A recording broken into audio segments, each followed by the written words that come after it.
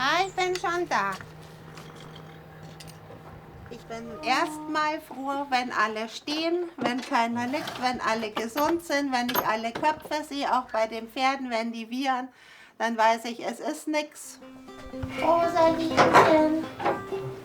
Ja, du stehst ja schon. Eseldame Rosalie hat ein besonderes Zuhause gefunden. Bei Michaela May.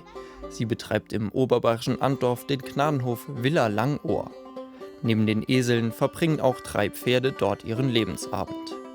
Eines davon ist Niki. Er wartet schon auf sein Frühstück. So, der bekommt zum Schubkarren, weil der keine Zähne mehr hat und der prügelt ein bisschen. Bitte schön. Niki hat nicht nur keine Zähne mehr, sondern ist auch noch blind. Wegen einer Entzündung kommt heute der Tierarzt. Alt, gebrechlich, ausrangiert, ohne Michaela May würden viele der Tiere nicht mehr leben. Die Aufgabe, die wir uns gestellt haben, ist halt, dass wir die nehmen, die sonst nirgends woanders einen anderen Platz finden. Und das bedeutet halt, dass die eigentlich ganz oft schon in irgendeiner Endstufe sind. Altersbedingt, krankheitsbedingt oder ja, Auffälligkeiten haben vom Verhalten her, dass da wirklich kein anderer damit zurechtkommt. Angefangen hat alles mit einem selbstgebauten Stall, die Erfüllung eines Traums. Ich habe als Kind immer gesagt, wenn ich groß bin, will ich einen Esel oder ein Maultier. Und das hat halt lange Zeit nicht funktioniert, aber irgendwann war es dann soweit. Das war vor 30 Jahren. Damals war sie noch berufstätig und führte den Hof gemeinsam mit ihrem Ehemann, Manfred. Es war halt so, dass wir wie Yin und Yang irgendwie zusammengepasst haben, 40 Jahre lang. Hat hier geschraubt, gebaut, gemistet, Sonstiges getan. Und das hat halt unser Leben bestimmt. Doch vor 2 Jahren wird Manfred krank. Das ging alles so schnell und man hat nie damit gerechnet. Ich kann mich an die Situation auch nicht gewöhnen. Also wenn man so lang zusammen war und glücklich zusammen war, und das waren wir 40 Jahre lang, dann ist es einfach, ja, man hadert da auch mit dem Schicksal. Die Diagnose Krebs. 9 Monate danach stirbt Manfred im Frühling letzten Jahres. Warum muss dann so einer, der alles gemacht hat für Kinder, Enkel, Tiere, Frau, warum muss jemand dann halt auch so da kranken und so elend sterben? Also ich muss natürlich die Arbeit, die wir vorher zu zweit oft nicht geschafft haben oder nur mühsam, jetzt auch alleine handeln können. Das ist anstrengend, doch die Arbeit im Stall gibt ihr Struktur. Es hält mich aufrecht, ich falle nicht in die Depression. Es ist meine Aufgabe, es ist eine gute Aufgabe. Aufhören, wenn ich euch anziehe. Für die zweifache Mutter sind auch die Tiere Familie, da hilft man auch mal beim Anziehen. Hier die Fliegendecke.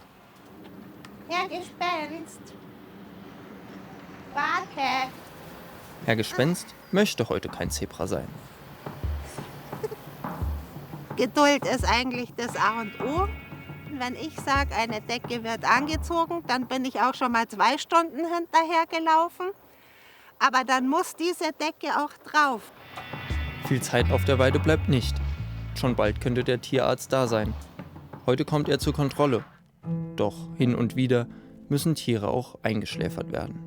Auf einem Gnadenhof gehört auch das Sterben dazu.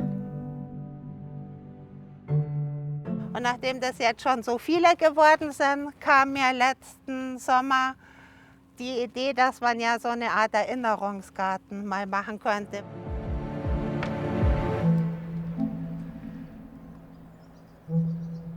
Dass die halt trotzdem noch da sind. Auch wenn man sie so lange hatte und versorgt hat. Aber es waren ja wie Familienmitglieder bei uns und die fehlen natürlich. Und der Manfred hat auch eine Pflanze bekommen. Eine Manfreda-Pflanze.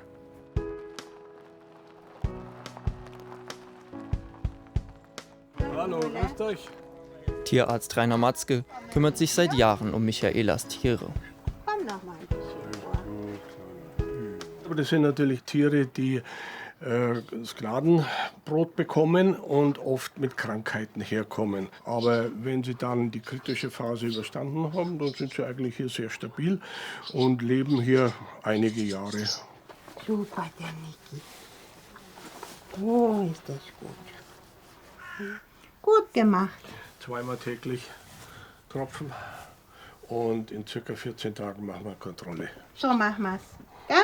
Gut, Bobby. Wunderbar. Ah, du. Und vielen Dank. Ja, für viele Tiere ist das hier die einzige Hoffnung, ist auf ein vernünftiges Leben. Aus ihrem Umfeld bekommt Michaela Unterstützung. Dennoch, gerade finanziell ist es seit dem Tod ihres Mannes herausfordernd.